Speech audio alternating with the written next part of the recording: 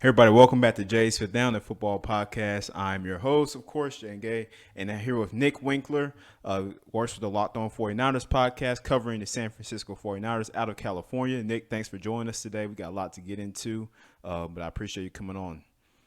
Yeah, my pleasure, Jay. All right, so thanks. We're just going to get into the 49ers, and we're going to talk about how it's going to be a new shift in the quarterback room. So Nick, what are your expectations for the team this year in 2022? I mean, it's hard to bet against them, even with a second-year quarterback who has very limited experience going into the season just because of that defense. That thing is top-notch. You know, it's top three defense last year. I expect it to be top three again, if not the very best defense. You got Nick Bosa, you got Fred Warner, Eric Armstead. You know, they went out and got Drake Jackson in the second round, who's supposed to be, you know, great edge rusher opposite Bosa. So that'll be interesting. The secondary, if Jason Verrett can stay healthy, this is going to be the best secondary in the league because they went out and got Travarius Ward. And, you know, you got Emmanuel Mosley, who might be a starter, might move into the slot. You know, Right. Ambry Thomas came on last year. They got a lot of great things going on that defense. And I mean, if Trey Lance can figure it out and really live up to even 80% of the potential that they hope for him here in the first year, this is going to be a team to be reckoned with. Yeah, and I found it interesting, that the 49ers, so they Jimmy Garoppolo, I mean, you brought him in a couple years ago with the trade, and they're like, okay, maybe this is his chance to, step up and shine and be that franchise quarterback. And he was, he was good, especially his first couple games starting. They won, I think, almost all of them when he came over. 4-0 in his first four games, That's right. And ever since then, it's been kind of a rocky road for the team. Of course, they went to the Super Bowl and all that type of stuff. But, he's Jimmy Garoppolo, mainly 49ers fans, I think, should be appreciative for what he did coming in and, at least providing some consistency to that quarterback room, because before it was kind of a revolving door. Yeah, I mean, before he came in there, we all remember the rough days, the Blaine Gabbert days, and and the just Brian Hoyer, and it was a rough go for the 49ers there for a while. So yeah, Jimmy Garoppolo righted the ship. Any 49er fan out there that has any hate for Jimmy Garoppolo, like, I just don't understand it. I get it, he's not the best quarterback in the world, but he led the team to 2 NFC championship games, and one he actually went to the Super Bowl and was just a small overthrow away from possibly winning, or, one of 5 times Nick Bosa was held, if any of them are called, then we're talking about a different game here in that Super Bowl. But Jimmy Garoppolo is a good quarterback. And that's why the 49ers aren't cutting it. It's because they don't want him to go to Seattle, which is what would happen. Second, they cut him, the Seahawks would swoop in and get him for nothing. They'd get him for a base salary, and he'd be their starting quarterback going into week 1. And the 49ers don't want that, because they know what Jimmy Garoppolo is. He's good. He's got a good arm. He's great in the locker room. And it was time. He's due $25 million this year, and it was time to move on. You can do a lot more as a franchise when you get that rookie quarterback in there and you're working on a rookie quarterback salary, right? For 4 or 5 years, you can build around it. And the 49ers had to lock up Deebo Samuel. They had to lock up Fred Warner. They need to lock up Nick Bosa. They locked up Trent Williams. Like, there's a lot of guys, George Kittle. They needed to give these guys a lot of money. So they had to find somewhere to free it up. And unfortunately, Jimmy Garoppolo isn't that top 10 quarterback. He isn't that guy that's just great and you can't live without him. Like, they're going to live without him. There's going to be some bumps. There's going to be some ups and downs with Trey Lance, but they're ready for it. They've got a veteran squad around him. They've got some great skill position. Trent Williams, like I mentioned, still anchoring the left side of that line. So I like what they did. I hate to see Jimmy go because, like I said, he did a lot. This franchise was wallowing in misery for about 5 or 6 years there, towards the end of the Kaepernick era. So it was really great what he did when he came in to the 49ers. And me, for one, and I should speak for all 49er fans when we thank Jimmy for what he did and wish him well, just not with the Seahawks. Yeah, so speaking on that note, do you believe that Trey is the long-time answer for the San Francisco 49ers? Sure hope so, right? Yeah, I mean, he's got the skill set. You saw kind of glimpses of it last year. He had 2 starts. His first start was rough, but there was just way too many rush calls. It was just Shanahan just kind of scared to let him air it out. Whereas the second start, you saw him kind of go down the field a little bit. And, with the way Brandon Ayuk is looking right now in training camp, he's looking like, the next stud receiver in the NFL. And you got Deebo Samuel, who might be one of the best receivers in the NFL. George Kittle. I mean, you got these guys. They went out and got Danny Gray, who's the fastest wide receiver in this rookie class, to take the top off the defense, right? So if he can stretch the field, you got Deebo going over the middle, you got Ayuk running a post to the other side. Kittle can do whatever he wants. It's going to be really tough for defenses. Hopefully he could show some athleticism, show some poise in the pocket too, and not just first read's not there, drop and run. I mean, that was a Kaepernick thing. Which, again, I don't understand 49er fans that don't like Colin Kaepernick. He was great for the 49ers. He led them to a Super Bowl. He didn't have that quarterback, that one read, two read, three read. He was like one read, nope. But he could do it because he was Colin Kaepernick and he had some of the best legs this NFL's ever seen. So Trey Lance has them too. He's got great legs, but he also has a cannon for an arm. So it's going to be interesting to see. I hear that he's going to play the first couple series this Friday when they take on the Packers. So that'll be good to kind of see what he looks like out there, kind of get some of the butterflies, out of the stomach there early in the season. And I'm excited. Yeah, and and football is back, man. Officially started with the Jaguars and the Raiders last week. But we're finally back, and this is going to be again a very interesting season. We said the same thing before last year, and it was. And I expect this year to be the same. So now getting off that note, who is somebody that nobody really is talking about with San Francisco that you would say needs to step up this year?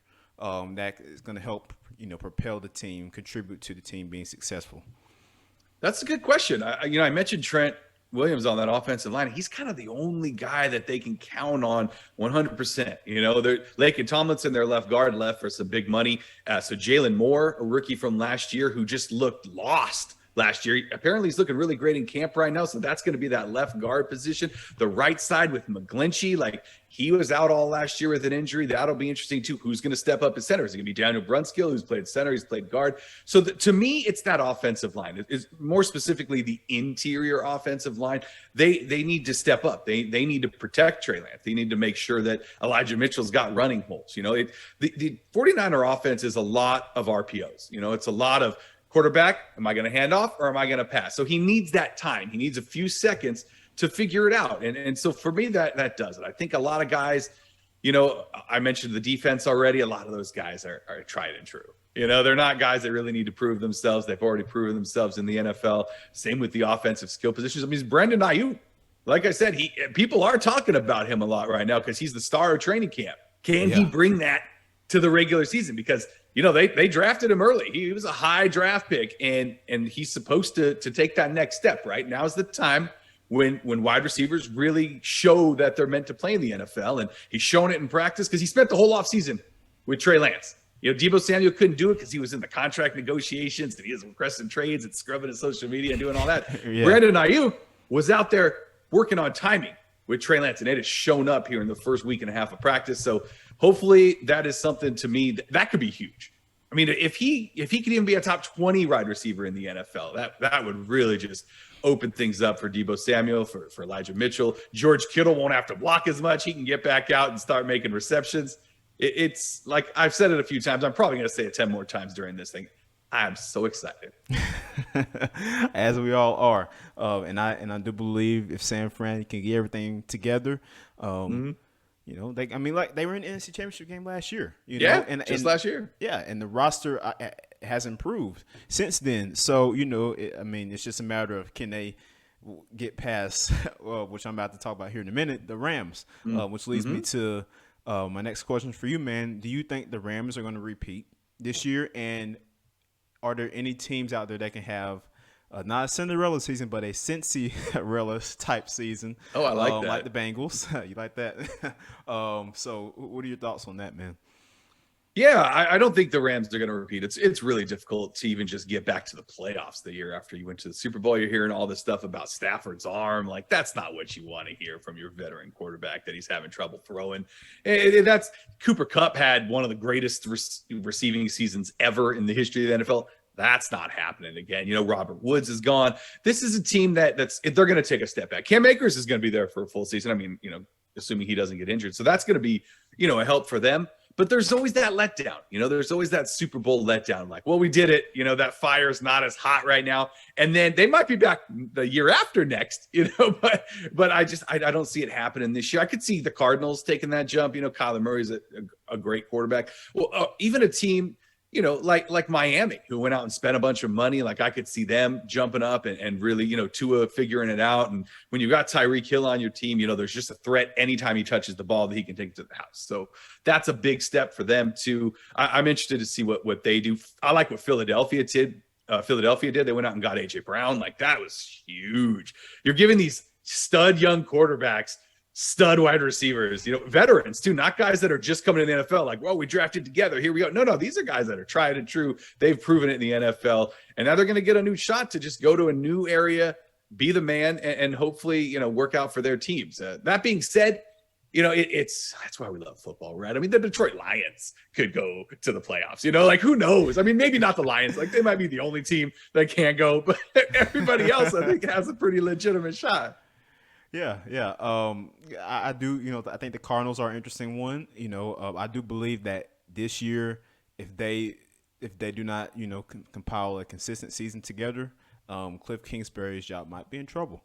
I think you might be right. Because the last couple of years in Arizona, just been kind of iffy, up and down. It's just right. been like this, and too much of this. Yeah. Right. So, and of course, ownership is going to at some point like, hey, we got this. We have to put a good season together, and if that means cleaning the house out with Cliff Kingsbury, then it may be. So I believe he's going to be on the hot seat next year. That's something to watch out for. But my pick, I think the Rams aren't going to repeat either. He said it's very hard to do that, and I believe that the Cinderella type team this year. I think the Denver Broncos could be one. Yeah, I hate to say it because, as a Niner fan, you hate Russell Wilson, but it's so nice to see him gone from the NFC West. I don't have to play him twice a year. They do play them. They do play the Broncos this year, which is hilarious. Okay. It's the first time Russell Wilson ever leaves the division. You matched up against the AFC West, so that'll be fun. No, that's a good pick. That could very easily happen. What about the Chargers? I mean, Justin Herbert coming into his third year. He's a stud. So that's another team that could hop up there and really make some noise. As long as their coach, doesn't go for too many times or going for it on fourth down. That was it. Oh, yeah. Man, that guy drove me nuts last year. I had their field goal kicker in my fantasy team. He was just driving me crazy. Right. You spoke about the AFC West. They have improved greatly this offseason. The Chargers, the Raiders, of course, with Devontae Adams coming over. So do you think that there's a team out of there like, again, with the Chargers who could possibly make a run in the playoffs? Could it be the Raiders? Could they go further? Or, could it be, what do you think about that? Yeah. I mean, if anything, the three teams besides the Chiefs got better. I don't know if the Chiefs got better, right? I mean, they lost Ward, their best cornerback. They lost Tyreek Hill, their probably best playmaker. Travis Kelce's a year older. It's like, I'm interested to see how they look going into the season, how different that offense is without a guy like Tyreek Hill. So I'm really looking forward to what they're going to get up to. But if I had to pick somebody right now to win the AFC West, I'd probably pick the Raiders. I like the way they played last year. They had a lot of heart, and they went out and got probably the best wide receiver in the NFL. So it'll be a lot of fun. The Broncos too, with Russell Westbrook, they got a lot better. We mentioned the Chargers. Like, these are teams that might be that right now. The AFC West and the NFC West are the two best divisions in each conference, in my opinion. I feel like those two divisions, anybody top or bottom could win them, and that's incredible. That's going to be a lot of fun. Maybe a team like Minnesota could finally figure it out. Justin Jefferson, he is top notch. But is Kirk Cousins the winner? I mean, he never has proven that he is. So. But they've got to get another good defense. I mean, that's, it's really hard to see. The Bears, maybe Justin Fields takes a huge step and they can do something. I mean, it'll be fun to watch. Like, the first 3 weeks of the season are probably my favorite, because it's like you get these teams that jump out to these hot starts and they're like, yeah, we're the best new team. And then it's like, oh, wait, now you just lost 6 straight. Right. Yeah. Cardinals did it. 7. Yeah, I know, right? Yeah. And then what happened? Nothing. They lost in the opening round of the playoffs. They got dominated too. Yeah. So yeah, and I believe like teams like the Vikings and the Bears, those types of teams, even the Eagles, they're like in that middle road. They're not Mhm. horrible, but you're not all that great either. So it'll be interesting to see what kind of improvement. I mean, new coaches. O'Connell, I believe it was. He's now the That head sounds right. coach in Minnesota. After they let go of Mike Zimmer, so that'll be interesting to see how he brings that Rams type of offense to Minnesota. You got electric receivers with Jefferson, Adam Thielen out Mhm. there. So Minnesota will be another name to watch out for. Um, A team we didn't even mention, Tampa Bay. if the They've still Bucks, got Tom Brady. how do we not mention Let's the not Bucks forget and about Tom that Brady? guy. And they signed Julio Jones. I mean, he's probably 80% of what Julio Jones was, in his prime. But when you're lined up next to Godwin and Evans and then Julio, good luck defenses. Yeah, yeah. The Bucks. I do believe they They're going to win that division, right? I mean, that seems pretty easy. Oh yeah, yeah, of course. And being a Falcon fan, I hate to say it, but yeah. The Talk about the Bucks. Falcons. I got a couple questions for you on the Falcons. So, Okay, okay. I mean, I know they've got like the most dead money in history of the NFL going to Yeah. this season, and they got some exciting young rookies, right? There's the new wide receiver and a running Yes, back. Drake Yeah, London. tell me about them. Yeah. So with the Falcons, man, of course they picked Drake London with the number 8 overall pick out of USC. London, he's physical. He's got great hands. I believe, and he's good at getting separation as well. I do believe that with Marcus Mariota at quarterback, it'll add a different element to the Falcons' offense that they didn't have with Matt Ryan. Just that running element, because if he, like you said, that first read's not there, he wants to pull it down, he can. Marcus has the Mm-hmm. ability to do that. He did that with the Titans and with the Raiders as a backup, so it'll be interesting to see with the Falcons. The defense is another year experienced. We'll say that. Suspect, sure, Right. we'll see. Yeah, so and they got Dean Pease calling the plays back there, so he's hoping to bring a new type of mindset into this defense, a new type of culture. Those guys, AJ Terrell, one of the best cornerbacks in the league. So I believe he's gonna continue to take leaps because he was already so good. So he's only going to get better. And I mean, Falcons, I don't know. Yeah, you mentioned Matt Ryan, so that we didn't even mention the Colts. Like that's a team too that I think could surprise a lot of people. They were pretty close the last couple of years, right? With some old quarterbacks, Wentz wasn't old, but his body is sure beat up. And now they brought in another veteran quarterback here to take over the helm, and they got probably the best player in the NFL right now, a running back. So that's another team that I think I could see just kind of hop up, maybe win 10, 11 games and then make a run in the playoffs. Because Matt Ryan is a winner. He's a good quarterback. He's been a good quarterback for a long time. And I think if they can keep him upright, keep him healthy, get a good run game going, I think we could really see some things from the Colts this year too.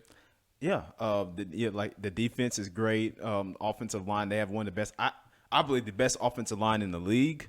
So it should be, and Matt Ryan with the depleted offensive line in Atlanta still put up decent numbers, really good numbers actually. And so That's what he does. that's what guys like him do. Just a proven vet, knows the game, and once he going to Indianapolis with those receivers there, Micah Pittman, Paris Campbell, and the rookie they drafted as well. I forgot his name, but and then offense, with Jonathan Taylor at running back and offensive line. The Colts, yeah, I think they can make a push. I really do. Yeah, I can see that happening. I mean, the Ravens. I don't see much coming out of the Steelers. If the Browns could figure it out too. I mean, that's the thing. I wouldn't be surprised if we see a judgment on the trial situation, and then they do make a run towards Jimmy Garoppolo and get somebody in there, because I don't think Jacoby Brissett's going to be the answer if he needs to start more than 6 games. And I think that they're hoping that it stays at 6, but I don't think that's going to happen. I bet we see at least half a year, probably the full season at some point. I think that they got to do something, right? I mean, do you think Jacoby Brissett's the kind of guy that can lead a team into the playoffs? I don't know. I mean, Jacoby Brissett is a quarterback. I do commend him for being still with the things he's gone through, still having a spot in this league. Because he's obviously a guy that teams trust. He's been playing in Indianapolis a couple years ago, in 2019. Then went to the Dolphins. So he's been around. Of course, he got drafted by the Patriots. He's a guy that knows the game of football. And he's a solid quarterback. But I don't believe he's going to start a full season for the Browns. No, I don't believe. No, I mean, he's one hit away from Josh Rosen being the starting quarterback there in Cleveland too. So I wouldn't be surprised to see them make another move at some point. Yes. But speaking of some news for everybody here today, if you haven't heard, Roquan Smith has requested a trade from the Bears. Nick, this is huge for the league. So what are your thoughts on this? I think the Bears are idiots if they let him go. Like, this is a guy who will lead a defense. He is a stud. He's the heartbeat of that defense. I get it. You want to demand a trade because you don't like management, you don't like your salary, you don't like this and that. And it's a business. And so I never hold it against guys when they do that. But the Bears would be foolish to let this guy go unless they could get a huge haul for him, unless they could get a couple of first round picks or something. You don't let talent like that just walk out the building for nothing. Right. Yeah. Roquan is an all-pro linebacker. I think he had over 100 tackles last year. He is so good. Leader on the defense, Georgia boy. He's from here, and he is a guy that he can really change the game when he's on the field, So, Mm-hmm. The Bears will be very foolish to let him go. He's made it clear that he wants out. So that's something to monitor as we move closer to the season start. Overall, I think, man, this is going to be a great season. I think it's going to be very different with all these coaching movements going around and seeing what guys are going to take a leap from the last couple of years, or guys that might take a dip. That's also going to be. It always happens. Right. It always happens. I really think this is going to be, at least, and we're getting away from the COVID stuff a little bit as far as restrictions and things like that. Which is nice. I'm glad to see that.